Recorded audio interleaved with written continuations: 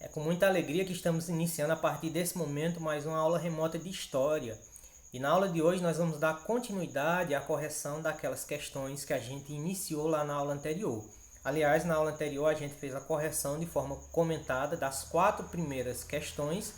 Essas 4 primeiras questões vêm falando principalmente das primeiras civilizações asiáticas e hoje nós vamos responder de forma comentada as 4 últimas questões. Aliás, essas 4 últimas questões elas dão ênfase principalmente às primeiras civilizações africanas. Então, assista a esse vídeo até o final que ele pode servir muito para enriquecer o seu conhecimento referente a esse conteúdo. Vamos lá?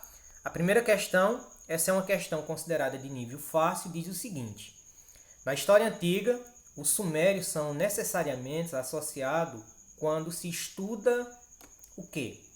A alternativa A diz que quando se estuda a evolução econômica da civilização fenícia.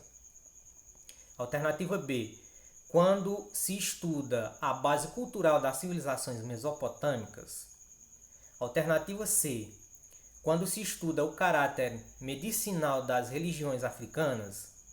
Alternativa D, quando se estuda a tendência beligerante dos povos árabes. E a alternativa E diz que quando se estuda as raízes culturais das civilizações do Extremo Oriente. E aí, qual dessas alternativas você marcou? Referente a essa questão 5, questão fácil, a alternativa correta é a letra B, a base cultural das civilizações mesopotâmicas. Então, uma característica importante dos sumérios é que eles foram os responsáveis por dividir, por exemplo, a hora em 60 minutos e 1 minuto em 60 segundos. Também eles estabeleceram a semana de 7 dias e escolheram 12 constelações importantes que chegaram até nós como os signos dos zodíacos. Então essa é uma herança cultural, é uma herança que a gente tem dessa civilização dos sumérios. Tá ok? Vamos para a próxima questão, questão de número 6. Essa é uma questão considerada de nível difícil, que diz o seguinte: assinale a alternativa correta sobre a história das diferentes sociedades africanas até o século XVI. Ou seja, você vai procurar aquela questão que fala corretamente sobre as diferentes sociedades africanas até o século XVI.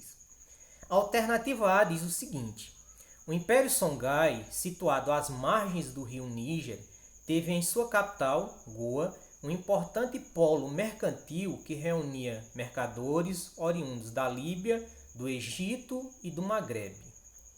A alternativa B diz o seguinte: as sociedades da África Equatorial, em função das condições geográficas e climáticas pouco propícias, eram formadas predominantemente por pastores de animais de pequeno porte, sendo praticamente inexistente na região o cultivo de produtos agrícolas. Alternativa C. As sociedades de origem banto, localizadas na região da África Meridional, entre os séculos 12 e 15, eram predominantemente nômades e coletoras, não organizadas em aldeias e com escasso desenvolvimento tecnológico.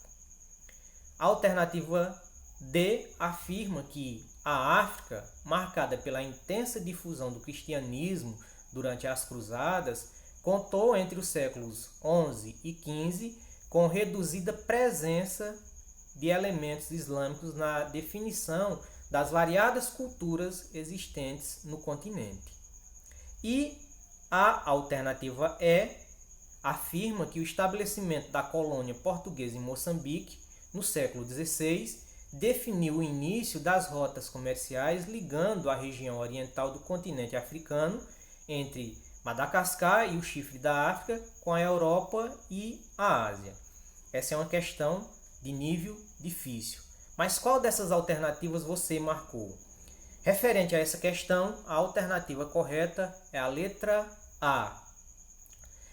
O Império Songhai, situado às margens do rio Níger, teve em sua capital Goa um importante polo mercantil que reunia mercadores oriundos da Líbia, do Egito e do Maghreb. Essa é uma afirmação verdadeira sobre as civilizações africanas. Tá ok? Próxima questão, questão 7, diz o seguinte. No Império Africano do Mali, no século XIV, Tombuctu foi centro de um comércio internacional onde tudo era negociado. Sal, escravos, marfim, entre outros produtos. Havia também um grande comércio de livros de história, medicina, astronomia e matemática, além de grande concentração de estudantes. A importância cultural de Tombuctu pode ser percebida por meio de um velho provérbio. O provérbio diz o seguinte: o sal vem do norte, o ouro vem do sul, mas as palavras de Deus e os tesouros da sabedoria vêm de Tombuctu. Uma explicação para o dinamismo desta cidade e sua importância na história do período mencionado está marcada em qual dessas alternativas? A opção A diz que é um isolamento geográfico do Saara Ocidental.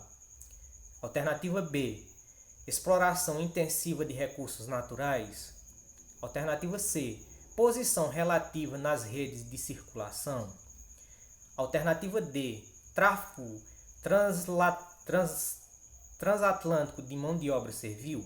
E a alternativa E, competição econômica dos reinos da região. Essa é uma alternativa que ela não é nem tão fácil e nem tão difícil, ela é de nível médio. Mas qual dessas alternativas você marcou? Bem, referente a essa questão 7, a alternativa correta é a letra C. A cidade de Tombuctu representava um importante centro econômico e religioso do grande império do Mali. Além de se localizar na interseção de importantes rotas de circulação, o que lhe deu status de relevância como um centro comercial, contou ainda com a criação de universidade. Então era um centro intelectual bastante movimentado dos primórdios do Império do Mali. Dessa forma, a alternativa correta é a letra C. Posição relativa nas redes de circulação. Posição geográfica favorável. Ok? Próxima questão, a questão 8 e última dessa atividade, diz o seguinte. A partir do terceiro milênio a.C., desenvolveram-se nos vales dos grandes rios do Oriente Próximo, como o Nilo, o Tigre e o Eufrates, estados teocráticos, fortemente organizados e centralizados e com extensa burocracia. Uma explicação para o seu surgimento você vai procurar aquela alternativa que explica o surgimento desses estados teocráticos. A alternativa A diz que a revolta dos camponeses e a insurreição dos artesãos nas cidades que se puderam ser contidas pela imposição dos governos autoritários. Alternativa B afirma que há necessidade de coordenar o trabalho de grandes contingentes humanos para realizar obras de irrigação. A alternativa C diz que há influência das grandes civilizações do Extremo Oriente, que chegou ao Oriente Próximo através das caravanas da seda. A alternativa D diz que a expansão das religiões monoteístas que fundamentavam o caráter divino da realeza e o poder absoluto do monarca. E a alternativa E diz que a introdução de instrumentos de ferro e a consequente revolução tecnológica que transformou a agricultura dos vales e levou à centralização do poder. Essa é uma questão considerada de nível difícil. Mas qual dessas alternativas você marcou? Bem, referente a essa questão, a alternativa correta é a alternativa B, a necessidade de coordenar o trabalho de grandes contingentes humanos para realizar obras de irrigação. Aliás, as civilizações mesopotâmicas tiveram que aprender a controlar cheias dos rios se quisessem prosperar, cultivar a agricultura, não é isso?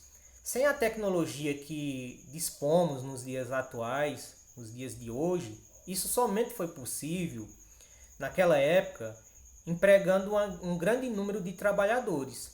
Como os seres humanos trabalham melhor quando estão motivados, a associação entre governantes e divindade foi usada para justificar, para estimular as pessoas justamente a prestar esses trabalhos, tá certo?